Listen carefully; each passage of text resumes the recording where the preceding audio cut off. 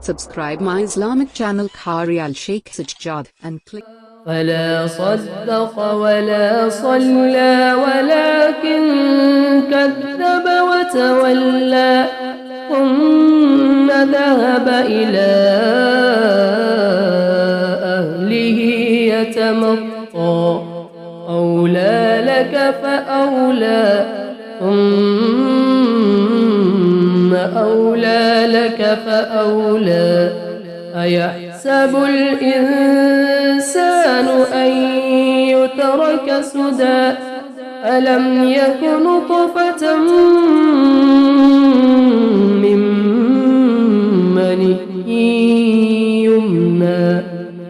ثم كان علقة فخلق فسوى فجعل منه الزوجين الذكر والأنثى أليس ذلك بقادر على أن يحيي الموتى